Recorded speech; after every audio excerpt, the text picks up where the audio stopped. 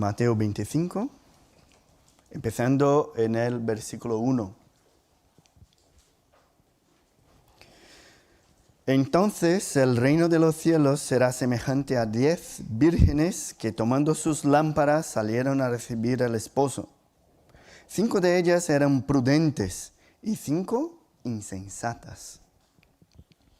Las insensatas, tomando sus lámparas, no tomaron consigo aceite, mas las prudentes tomaron aceite en sus vasijas juntamente con sus lámparas.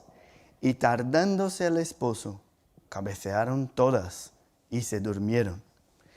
Y a la medianoche se oyó un clamor: «Aquí viene el esposo, salid a recibirle». Entonces todas aquellas vírgenes se levantaron y arreglaron sus lámparas. Y las insensatas dijeron a las prudentes: «Dadnos de vuestro aceite, porque nuestras lámparas se apagan». Mas las prudentes respondieron diciendo: «Para que no nos falte a nosotras y a vosotras, id más bien a los que venden y comprad para vosotras mismas». Pero mientras ellas iban a comprar, vino el esposo. Y las que estaban preparadas entraron con él a las bodas, y se cerró la puerta. Después vinieron también las otras vírgenes diciendo: «Señor, Señor, ábrenos». Mas él respondiendo dijo: «De cierto os digo que no os conozco. Velad pues, porque no sabéis el día ni la hora en que el Hijo del Hombre ha de venir». Es muy interesante estudiar las parábolas de Jesús. Y en cada una de ellas tenemos enseñanzas muy prácticas para nosotros en nuestros días, para nuestra vida de creyente, e incluso para aprender un poquito más de los fines de los tiempos. Esta semana, hablando con una chica que no es creyente, le he preguntado cuál era su opinión sobre la mejor manera de presentar el Evangelio a un español no creyente. Suelo hacer esa pregunta a la gente que conozco para tener más opiniones, ideas y también una abertura para compartir el Evangelio. Y ella me ha contestado que si no habla de fiestas y de borrachera, que no hay interés en escuchar. Y es verdad, para aquellos que no son creyentes, incluso las fiestas religiosas que están presentes en la cultura española, como las fallas, ¿no?, ahí en Valencia, son una excusa para no trabajar, para salir de fiesta, para buscar algo que sea bueno y traiga placeres en esa vida. Y esta chica concluyó su explicación para mí diciendo que ya no hay esperanza. Y lo que podemos hacer es pasarlo bien cuando podemos y hacer buenas obras unos a otros, y quizá de esta manera el mundo será un lugar mejor un día. Esa es su opinión, su doctrina escatológica, su opinión de los fines de los tiempos. Pero claro, esa es una opinión de un no creyente. Pero, ¿y nosotros aquí, que somos creyentes? ¿Cuál es la manera de vivir de uno que cree en Cristo? El Evangelio es una teoría que, cuando es practicada por muchos, tiene el objetivo de transformar nuestra sociedad en una sociedad justa. ¿Este es el propósito del Evangelio? Si somos salvos, ¿qué hacer mientras no nos encontremos con Cristo? Porque creer en la predestinación es creer que si somos salvos ya está. No hay nada más que hacer. Y hoy, hablando de la parábola de las 10 vírgenes, vemos que ella aparece en el contexto de una duda que tuvieron los discípulos de Cristo después de una conversación sobre el tema de la destrucción del templo. Vamos a ver ahí en el principio del capítulo 24, el capítulo anterior, Los 3 primeros versículos dicen así: cuando Jesús salió del templo y se iba, se acercaron sus discípulos para mostrarle los edificios del templo. Respondiendo él, les dijo: ¿veis todo eso? De cierto os digo que no quedará aquí piedra sobre piedra que no sea derribada. Y el versículo 3 dice: y estando él sentado en el monte de los olivos, los discípulos se acercaron aparte diciendo: dinos, ¿cuándo serán estas cosas? ¿Y qué señal habrá de tu venida y del fin del siglo? Vemos aquí el contexto de nuestra parábola. Y esa pregunta fue contestada por Jesús, organizada por inspiración del Espíritu Santo, en estos 2 siguientes capítulos. Hasta el final del capítulo 25, el tema es el mismo: la segunda venida de Cristo y el fin del siglo. Es por eso que, por ejemplo, muchos de nosotros interpretamos el arrebatamiento que está aquí en esos versículos como un hecho simultáneo al juicio final, simultáneo a la segunda venida de Cristo. Vemos, por ejemplo, que el versículo 29 del capítulo 24, vamos a seguir mirando hacia el contexto solo para comprender un poquito mejor. El versículo 29 habla de la gran tribulación. Y el versículo 30 dice: entonces estarán 2 en el campo, y uno será tomado y el otro dejado. 2 mujeres estarán moliendo en un molino, la una será tomada y la otra será dejada. Y es curioso porque en nuestros días vemos, por ejemplo, películas en que hay un arrebatamiento del conductor de un autobús y muchas catástrofes pasan por ese arrebatamiento, y la vida sigue para aquellos que no fueron arrebatados. Pero comprender ese texto de esa manera literal resulta muy difícil si miramos hacia todo ese contexto. Al final, estos textos hablan justo de la segunda venida de Cristo, hablan de juicio y hablan de la separación que habrá entre aquellos que están preparados y aquellos que no lo estarán. Es lo que dice, por ejemplo, el versículo 44, aún del capítulo 24. Por tanto, también vosotros estad preparados, porque el Hijo del Hombre vendrá a la hora que no pensáis.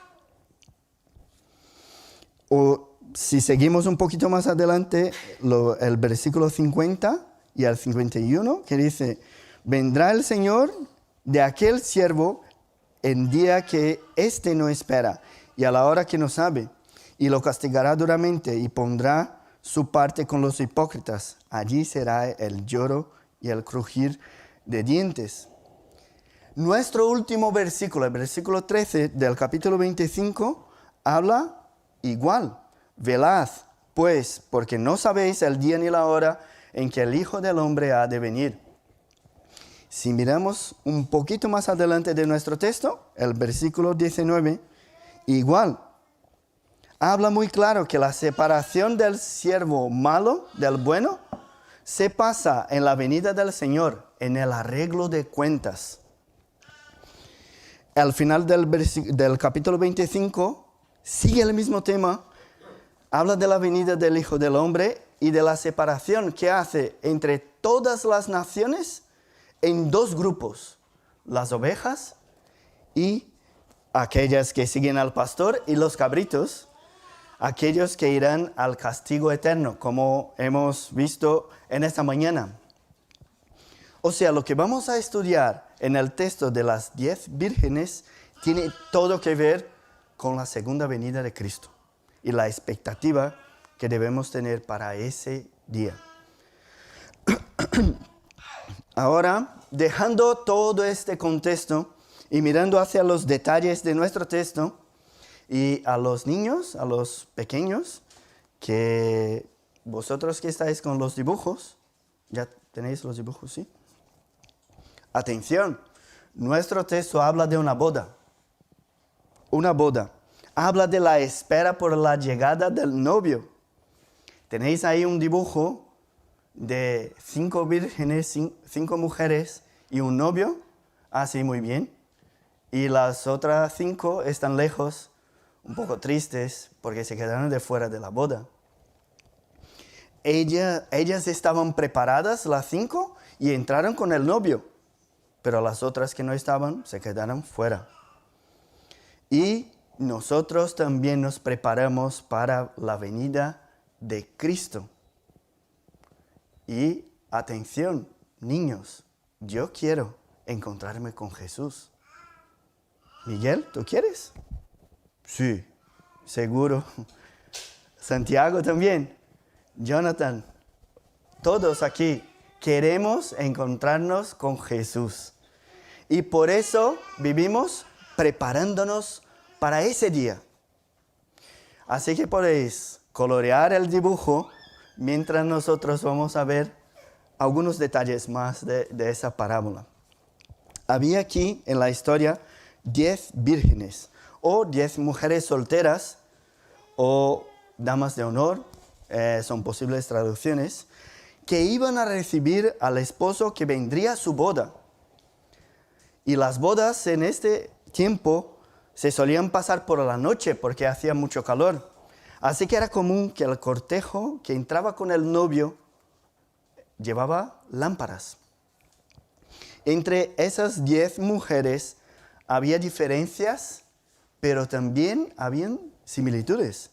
¿Cuáles son las similitudes entre las 10? Las 10 llevaban una lámpara, las 10. Por razón de la tardanza del esposo, las 10 dieron cabezadas y se durmieron. Hasta ahí no hay diferencias. Pero cuando llegó el esposo, las 10 se levantaron y arreglaron sus lámparas. Vemos muchas cosas parecidas, pero también notamos aquí diferencias. El grupo se divide luego en 2. Y es curioso ver 2 grupos diferentes, como 2 caminos, que hemos visto en la última parábola, 2 destinos, ovejas y cabritos, los tomados y los dejados. Habla de la misma cosa. Y cada uno de estos textos nos dan detalles diferentes de esa separación. Y aquí, mientras 5 estaban solamente con la lámpara, las insensatas, las otras 5, las prudentes, estaban con la lámpara y el aceite en sus vasijas. Esa es la parte de la preparación. Pero antes de ver el resultado que nos pone aquí el texto, hay un detalle importante en el versículo 5. Fijaos en ese versículo. Y tardándose el esposo, cabecearon todas y se durmieron. Aquí no vemos diferencia entre las prudentes y las insensatas, así que es muy difícil sacar conclusiones de este sueño que tuvieron. No tenemos mucha información en este texto. Aparte de lo que dice en la primera parte del versículo, que es donde está el énfasis, la demora del esposo. Eso sí es importante para nosotros hoy en casi todas las parábolas que hablan de la segunda venida de Cristo. Hay un tiempo entre la primera venida y la segunda venida de Cristo. Y puede que este tiempo sea más largo que el esperado. No sabemos exactamente cuánto tiempo durará para que Cristo vuelva. Tanto es así que no podemos quedarnos sentados esperando que eso pase. Como muchos, por ejemplo, hicieron en Tesalónica, en el tiempo del apóstol Pablo. Y si os acordáis, por haber muchos que estaban sentados esperando en aquel entonces la segunda venida de Cristo, habían algunos que no querían trabajar y se quedaban esperando las donaciones de aquellos que vendían sus propiedades y compartían uno con el otro. Hasta el punto de Pablo escribiendo a los tesalonicenses, en el capítulo 3, versículo 10, dice, si alguno no quiere trabajar, tampoco coma.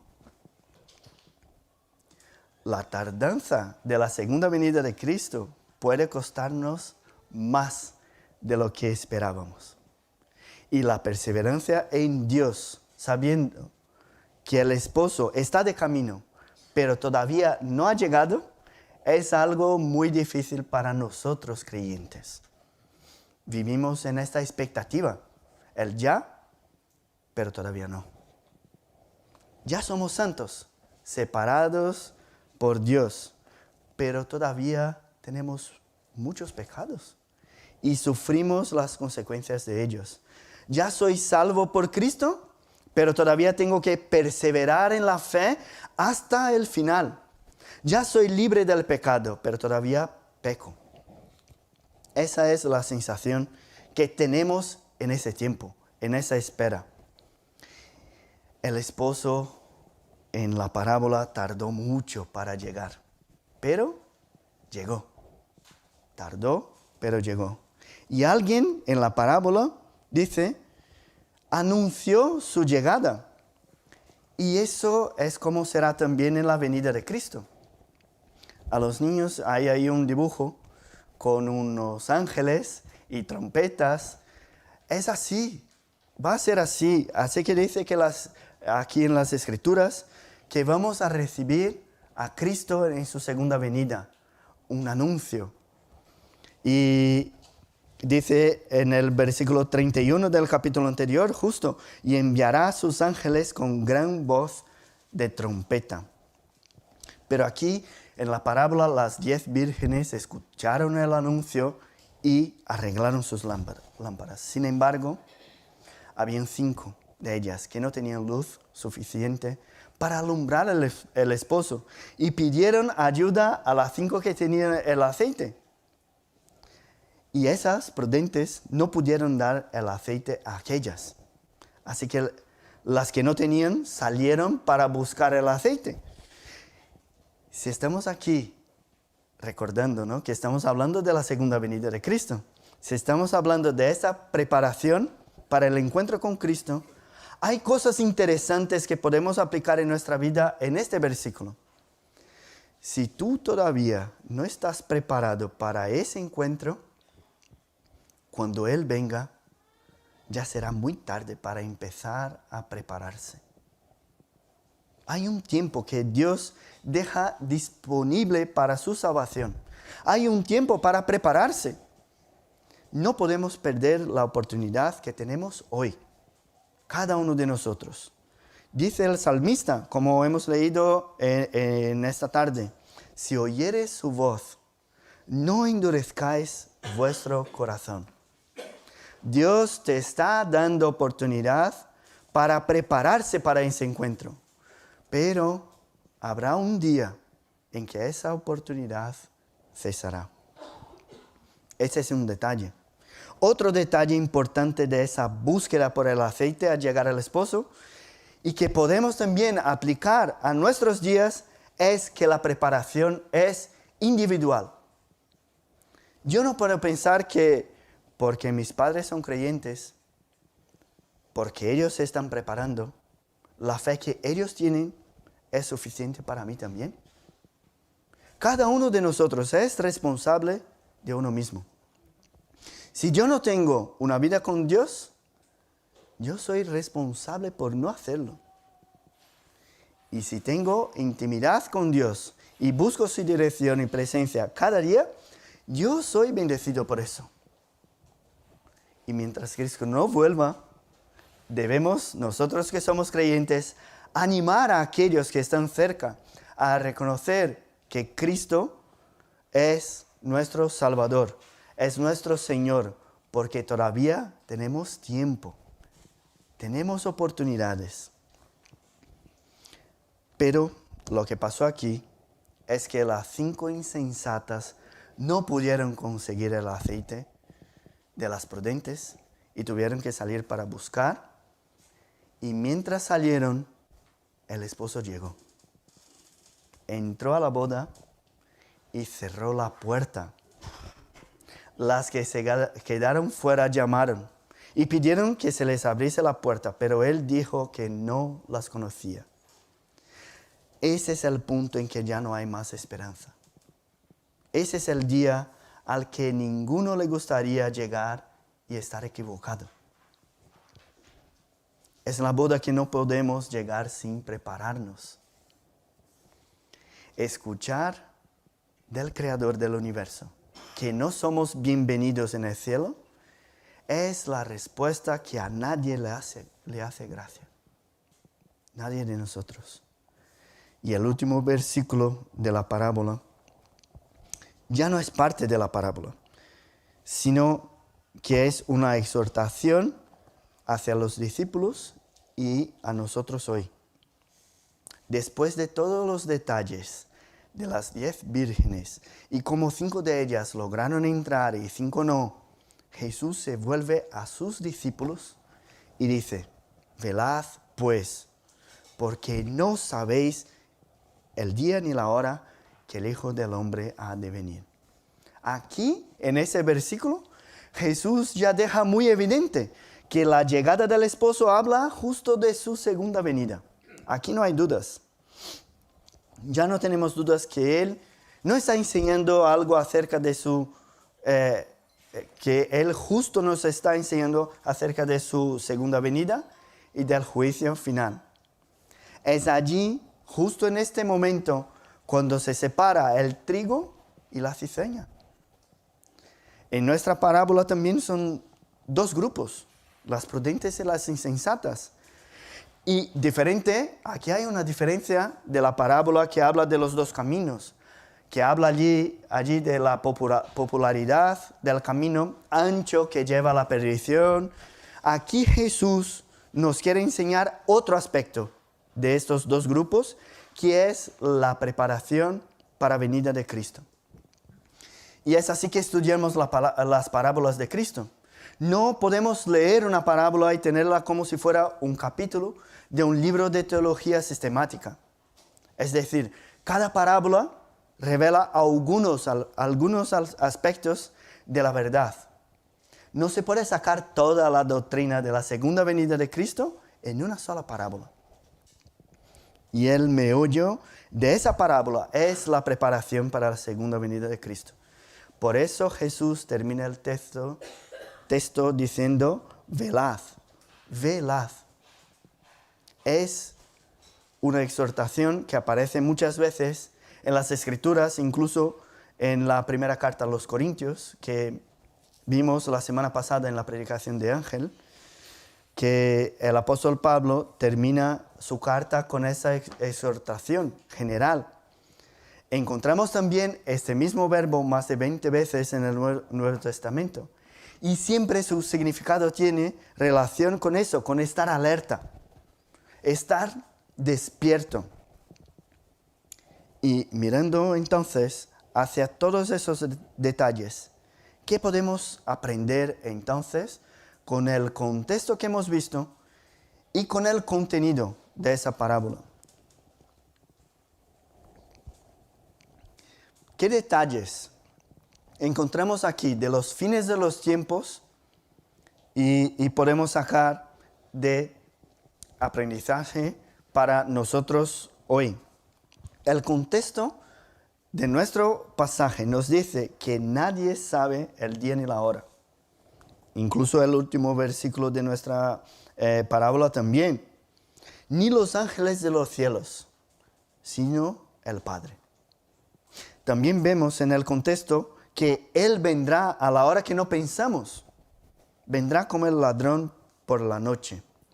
Esas son las informaciones que hemos hablado antes del contexto. Ahora, encontramos también algunos detalles importantes en nuestra parábola del tema de la segunda venida de Cristo. Vemos que en nuestra parábola que es posible que tarde más de lo que esperamos. Hay mucha gente que falleció de otras generaciones esperando la segunda venida de Cristo, pero todavía no ha venido. Puede que pase más tiempo para ese encuentro con Cristo de lo que nos gustaría. Y podemos hablar incluso como el apóstol Pablo y decir que morir es ganancia. Él hablaba así porque tenía un deseo grande de encontrarse con Cristo. Pero también vemos que esta tardanza no puede ser confundida con una falta de esperanza. Cada texto de las Escrituras que habla de esta tardanza siempre nos lleva a la certeza de que Él vendrá. Él vendrá. El esposo tardó a llegar, pero llegó. Y de eso no podemos dudar. Así como vino la primera vez, vendrá la segunda vez para encontrarse con su pueblo y juzgar el mundo. Y aquí, aunque nuestra parábola, como hemos hablado, no nos enseña todo de este tiempo, como no hay un énfasis aquí de la oportunidad que tenemos para predicar el Evangelio. En nuestra parábola tampoco habla de la gran tribulación que habrá cuando el fin esté muy cerca. No son aspectos de nuestra parábola. Aquí lo que habla es de la preparación para recibir a Cristo. ¿Qué debemos hacer mientras Cristo no vuelve? ¿Sentamos y esperamos? ¿Qué sería para nosotros hoy esta vasija de aceite que las prudentes tenían? ¿Cómo nos preparamos para la venida de Cristo? Y hemos hablado esta mañana un poco de las obras y vamos a leer la epístola del apóstol Pablo a los Filipenses, capítulo 2, porque es un texto que nos va a ayudar para los detalles finales de nuestra enseñanza en esta tarde. Filipenses capítulo 2, versículos 12 al 16. Dice así: por tanto, amados míos, como siempre habéis obedecido, no como en mi presencia solamente, sino mucho más ahora en mi ausencia, fijaos bien esta palabra, ocupaos en vuestra salvación con temor y temblor, porque Dios es el que en vosotros produce así el querer como el hacer, por su buena voluntad. Haced todo sin murmuraciones y contiendas, para que seáis irreprensibles y sencillos, hijos de Dios, sin mancha en medio de una generación maligna y perversa, en medio de la cual resplandecéis como luminares en el mundo. La misma ilustración. Asidos de la palabra de vida, para que en el día de Cristo, fijaos bien, en el día de Cristo, yo pueda gloriarme de que no he corrido en vano, ni en vano he trabajado. El apóstol Pablo aquí dice que debemos ocuparnos de nuestra salvación, prepararnos. ¿Cómo? Con temor y temblor, reconociendo que es Dios que produce el querer como el hacer. Haciendo todo sin murmuraciones y contiendas, demostrando que la presencia de Cristo está con nosotros. Asidos de la palabra de vida, o sea, perseverando en la palabra. Cuando hacemos eso, mis hermanos, resplandecemos como luminares en el mundo.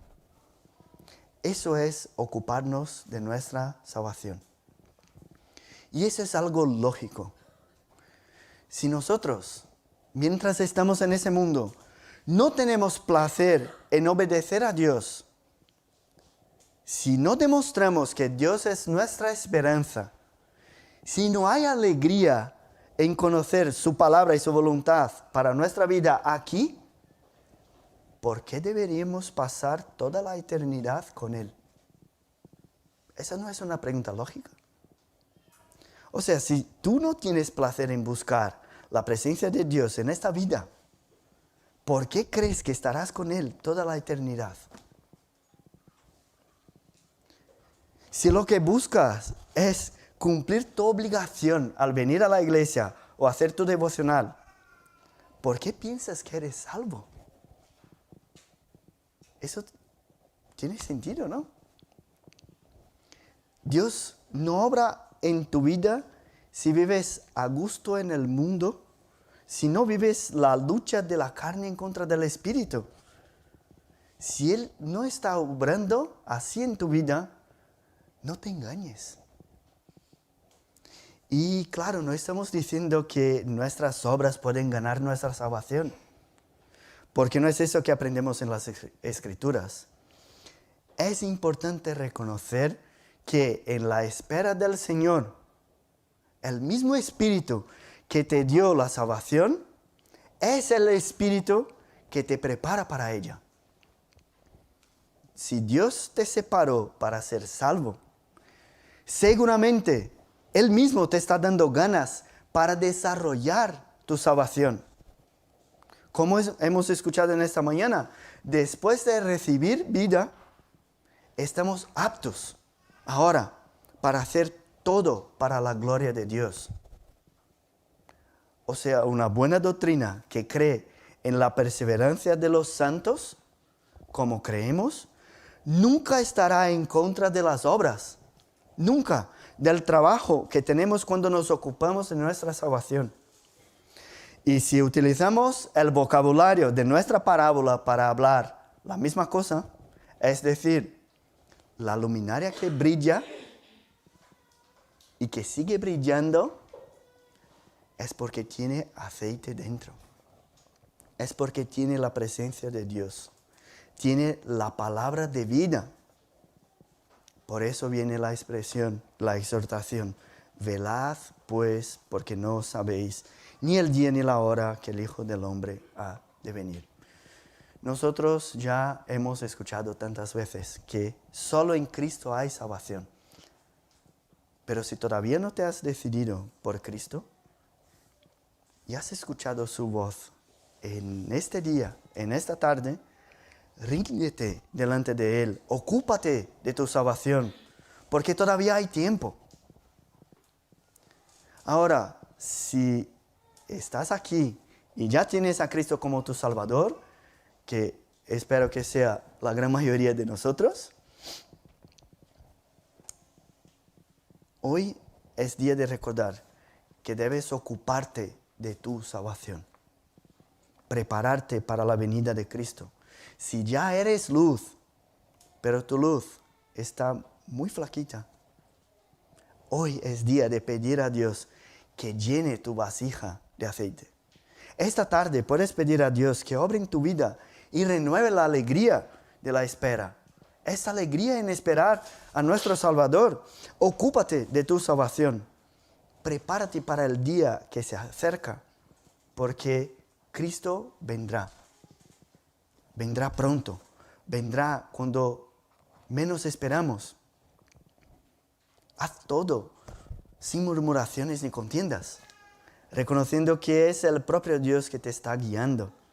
A los que llevan muchos años en el Señor, a veces pensamos que la preparación de ayer sustituye la preparación de hoy, pero debemos estar siempre preparados. Las señales del final de los tiempos, así como la promesa de que Él regresará, deben dejarnos atentos, alertas para su venida. Ese es el propósito de esa parábola. Ella no nos dice cuándo, ni dónde, ni cómo. Lo que ella nos enseña es que debemos estar alertas. Si tu piedad es solamente exterior, cuidado. Puede que te quedes fuera. Si piensas que porque tu esposo es creyente, eso es suficiente, o que por tus padres sean creyentes ya es suficiente, estás equivocado. Cada uno responderá por sí mismo. Y si todavía estás esperando el último momento para cambiar de vida, escuchar a Cristo y seguir sus pasos, puede que no haya tiempo suficiente. Y cuando llegue la hora, ya no habrá más oportunidades. puede que escuches lo que está en nuestro texto. No te conozco. Nuestra oportunidad es hoy, es ahora, porque no conocemos el futuro. Que hoy decidas recibir a Cristo como tu Salvador, recibir al Espíritu Santo en tu vida y seas lleno del Espíritu Santo. Y que nosotros, aquellos que ya tenemos al Espíritu Santo, que no estemos conformados con una pequeña cantidad de su presencia en nuestra vida, sino que busquemos la plenitud del Espíritu, para que con esa plenitud seamos cada vez más santos, más obedientes a la palabra de Dios, y que alumbremos cada vez más, con más intensidad al mundo de oscuridad que nos rodea. Que esa palabra sea de ánimo para nosotros que ya somos creyentes y sea de salvación para aquellos que todavía no han recibido al Señor como Salvador de sus vidas. Vamos a orar. Padre, reconocemos en tu palabra la alegría de la certeza que tu Hijo Jesús vendrá por nosotros. Reconocemos que seguramente tardará más de lo que nos gustaría, pero estamos seguros que Él vendrá por nosotros. Danos, Padre, fuerzas para prepararnos para este día, alegría para pensar cada día en la venida de Cristo. Ayúdanos, Padre, a recordarnos de que Él vendrá. Él quiere encontrarnos aquí santos, alumbrando el mundo. Danos, Padre, esta alegría, ese gozo de recibir a Cristo cuando Él venga, de brazos abiertos, preparados, listos para entrar en la boda, para entrar en la eternidad con Él. Te pedimos, Padre, por aquellos que todavía no han recibido a Cristo como Salvador y Señor de sus vidas. Te pedimos, Padre, que tú abras sus ojos para que ellos decidan hoy por esta salvación y por este cambio de vida. No solamente recibir a Cristo como Salvador, sino que es Señor de sus vidas. Ayúdanos a buscarte cada día, por medio de tu palabra, por medio de oraciones. Danos ganas de hacer eso cada mañana, cada tarde, cuando despertamos en nuestro trabajo, en nuestro colegio, para que seamos luz en este mundo de oscuridad. Ayúdanos, Padre, porque reconocemos que por nuestras fuerzas no podemos, pero también vemos en tu palabra que tu Espíritu, el Espíritu Santo, nos capacita, nos hace aptos para toda buena obra. Danos este deseo cada día. Eso que lo pedimos en el nombre de Jesús. Amén.